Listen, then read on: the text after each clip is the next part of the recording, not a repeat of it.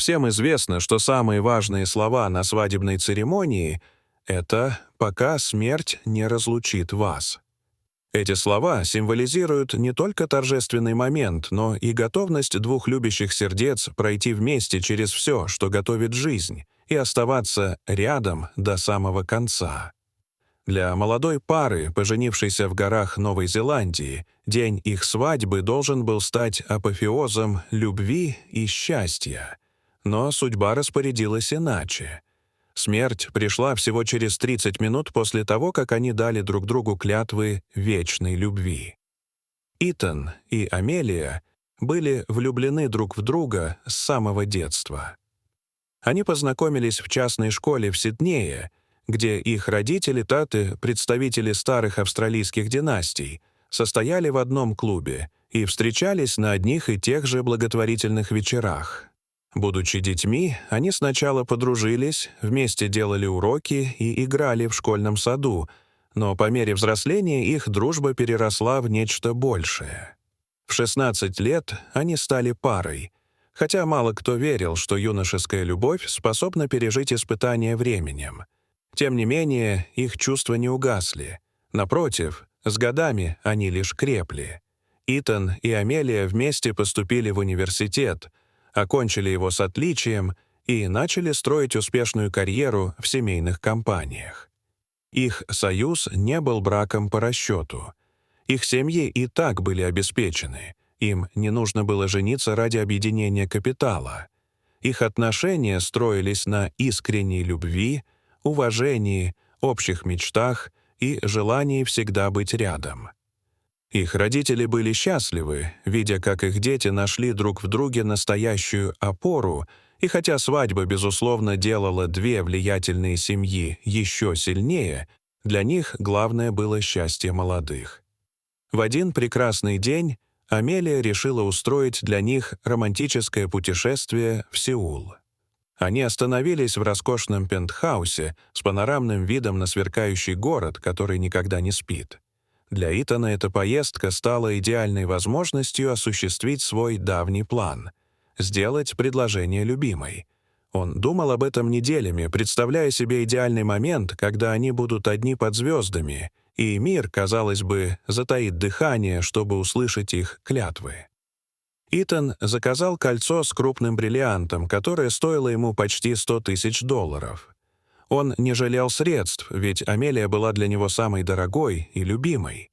С первых дней поездки они были окрылены счастьем. Сеул показался им оживленным и романтичным. Они вместе гуляли по рынкам, пробовали экзотические блюда, катались по ночному городу на лимузине, посещали частные вечеринки и закрытые показы.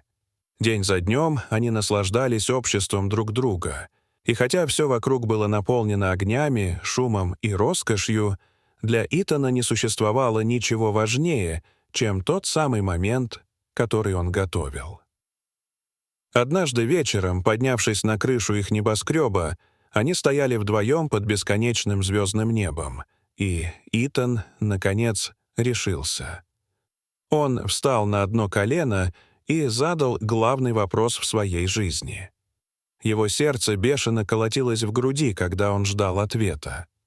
Но Амелия не колебалась ни секунды. Со слезами на глазах она крикнула «да» и бросилась в его объятия. В тот же момент вдалеке раздался праздничный салют, и они поцеловались, словно в романтическом фильме, представляя, какой будет их идеальная совместная жизнь. Год спустя наступил долгожданный день свадьбы. Они выбрали место, достойное их чувств — древний каменный замок на берегу кристально чистого озера Ванака в Новой Зеландии. Замок стоял на вершине холма, откуда открывался вид на изумрудные луга и величественные горы с заснеженными пиками. Все это создавало атмосферу сказки. Аренда замка и подготовка свадьбы стоили баснословных денег, но ни Итан, ни Амелия не хотели экономить на дне, который должен был стать самым важным в их жизни. На торжество съехались более 300 гостей — родственники, друзья, коллеги из разных уголков мира. В отдельной комнате Амелия и ее подруги готовились к церемонии. Ее платье, белоснежное шелковое с длинным шлейфом, сидело идеально, подчеркивая хрупкую фигуру невесты. Когда пришло время идти к алтарю, Амелия затаила дыхание, увидев Итана, ожидавшего ее, с трогательной улыбкой и слезами радости на глазах. Ей казалось, что сердце вот-вот выпрыгнет из груди от счастья. Церемония проходила под открытым небом на фоне гор и лазурного озера. Их клятвы звучали особенно искренне и пронзительно. Когда священник произнес «Объявляю вас мужем и женой», гости взорвались аплодисментами и радостными криками, а Итан и Амелия поцеловались, окончательно закрепив свои обещания друг другу. Все было как в мечтах. Отец Амелии подготовил для молодых особенный подарок. Когда церемония закончилась, на лужайке приземлился частный вертолет, сверкающий на солнце. Вертолет должен был поднять молодых в небо, чтобы они могли вдвоем полюбоваться захватывающими пейзажами озера и гор с высоты птичьего полета. Восторг гостей был неописуем.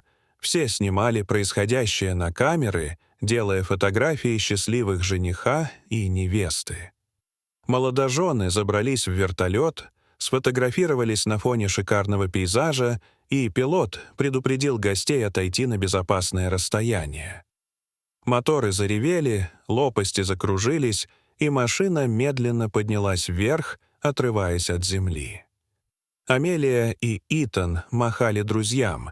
Их лица светились счастьем, когда они поднимались все выше над изумрудными лугами и синим озером.